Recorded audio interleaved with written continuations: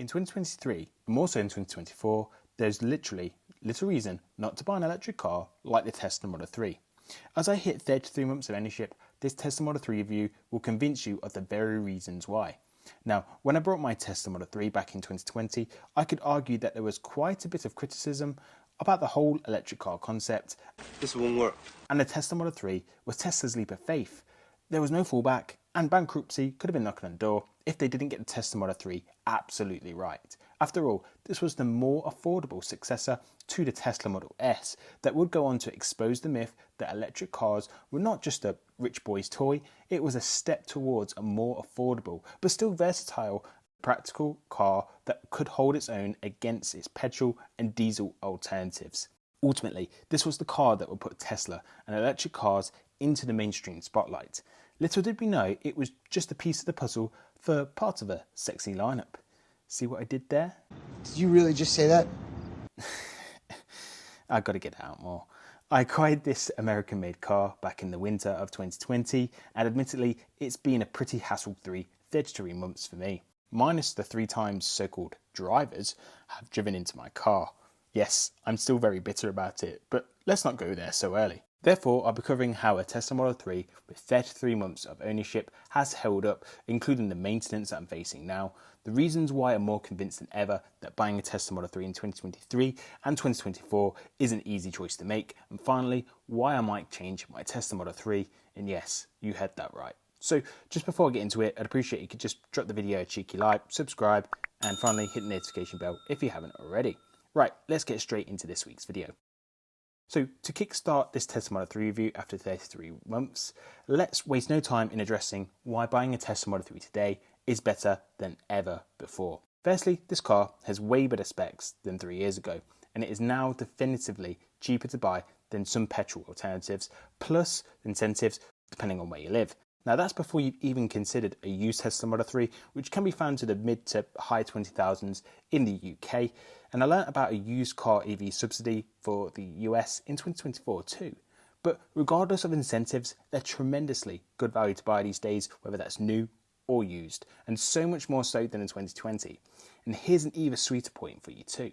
They are introducing a 2024 newly refreshed Tesla Model 3 in some regions starting from next month, for which they've changed 50% of the parts and premiumed up the whole vehicle for around the same price as the current Model 3. So not only is it cheaper than the petrol alternatives, the running costs are off the charts. In my case, after 16,500 miles, so that's 2 years of ownership, I had all-in motoring for just £1,357 or around $1,640. That's for 24 months of vehicle ownership, and achieving that 16,500 miles, that is an all-average out-motoring price of just £56 a month or $68 per month. No petrol or diesel car can compete with that, period. You joking, right? You joking. That was electric, maintenance and insurance. And now I've added another 8,000 miles since. I've got my MOT lined up, 2 new tyres and insurance to acquire. So when I produce my fresh figures in 3 months' time, the third year will be more costly than ever. However, in comparison to if I bought another petrol car, you could pay £1,500 for petrol alone in a single year. So I know that electric motoring economics are just off the charts good, especially if you can charge from home. And to be fair, even off-peak supercharging can be pretty competitive these days.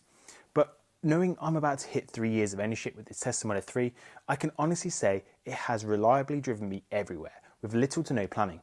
The software updates give the car the fresh liquor paint treatment, preventing any stale feeling of being too familiar. The car literally is getting more features for free every few months. After 3 years, I've lost count of the enhancements it's had, with some more nerdy than others, and others just plain immature. Any guesses what I'm thinking here? But literally, name me another car brand that is competitively priced, offers insane running cost economics, and gets better after a few months thanks to reliable and convenient software updates. The Tesla Model 3 is the entry point into the Tesla ecosystem, and even the entry-level Tesla Model 3 does not disappoint. My virtually untouched Tesla Model 3 rear-wheel drive is simply a testament to that statement. So what about the maintenance? Is it all too much to handle in an electric car? And if you recall from my previous owner review, there has been very little maintenance. Remembering that I've been following Tesla's advice on the recommended maintenance from home. Apart from that, Tesla Mobile Service has replaced a couple of faulty cameras, a door card, plus a new strut on the boot, and that's pretty much it. And that's all been covered under warranty, free of charge. However, the most significant maintenance cost is pretty much due now. 3 months ago, I've racked up over 20,000 miles, and my left rear tyre was sitting at 3.5 mils on the tread. Today it's about 3mm, and so Tesla actually advises to replace tyres when the tread is at 3mm. Why is that, you may say? I believe there is an increased risk of hydroplaning if driving in wet conditions, and Tesla advises to have the tyres with the most tread on the rears as well. Therefore, I need to just wipe the cobwebs away from my wallet and buy some new Michelin Pilot Sport 4s. They cost around £210 to fit here, so replacing both rears will cost me around £420, which isn't the cheapest, but it's a decent all-round tyre to have and will match the fronts. If I replaced all 4 tyres, I may have been tempted to look into cheaper Hanuks, as I hear good things about them, but ultimately I'm just sticking to what the car has always had. Then there is the MOT due in a month's time or so. I'm not expecting any serious bill off the back of that, but I guess time will tell. Therefore, £470 for tyres and the MOT, which will be the first time I've actually had to spend any serious money beyond washer fluid in a 3-year period. I was going to have to spend money on maintenance at some point. It was always coming. 24 miles from the rears is pretty much in line with my expectations too. The fronts still have a healthy 5mm, so I suspect that they will last beyond 30,000 miles. Maybe they could have lasted a bit longer if I actually rotated them around, but that's not actually a thing around here in the UK to do. The final point, I want to go over the temptation to sell and acquire something else. If my wife got her way, we'd probably be driving a Model Y by now. And personally, I feel like it's a good evolutionary step to take as the kids are getting older. However, the new 2024 Tesla Model 3, well, need I say more? I can't help but gravitate towards it. So there is a bit of a debate within the household about which one is the most suitable choice for us. I mean, there is categorically nothing wrong with this Tesla Model 3 and I could happily ride it out for another year, but my eyes will be on upgrading it where I possibly can, primarily because I like the comfort of having that general warranty safety net in place, and 4 years is the average term of car ownership. I have missed out on some small incremental hardware updates like heated steering wheel over the years, but also there's new additions to the new Model 3, particularly like the ventilated seats and the rear screen, for which I believe the kids will enjoy pretty massively. It would be nice just to have that new car reset in general too. So whilst I am in no particular rush, I do very much want that reset to take place at some point over the next year. And, you know, I'd very much be interested to hear what you folks think. Should I go for the Tesla Model Y or Tesla Model 3? So to conclude my Tesla Model 3 review, then 3 months later, it still fulfills our day-to-day needs just perfectly. It has needed minimum maintenance so far, and yes, it does need a routine tyre change, but in all honesty, put that to aside, it still performs like day one for all our needs. This has been an eye-opening change in car ownership. Admittedly, there is a small change in ownership habits, but one that I don't regret.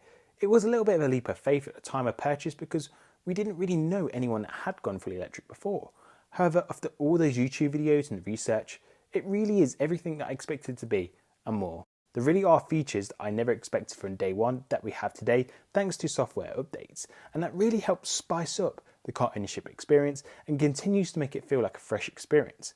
As an owner and based on my positive experience, I can't recommend it enough, and if you're considering buying a Tesla, you should make sure that you use a Tesla referral code, as this will gift you some credits to use against free supercharger miles. I'll leave my Tesla referral code in the description if you're interested, and if not, I won't be offended, as it will not change my ownership experience one bit. Well, that's it from me this week. What did you think from the review? Did it help you today? Let me know in the comment section below. If you got this far in the video, you must have as much passion for the Model 3 as I have. And if you did get this far, drop me the comment, the Tesla Game Changer, and I'll give you the cheeky thumbs up for the support. Don't forget to subscribe, like, share the video with your friends and family. Thanks for tuning in, and I'll see you in the next one.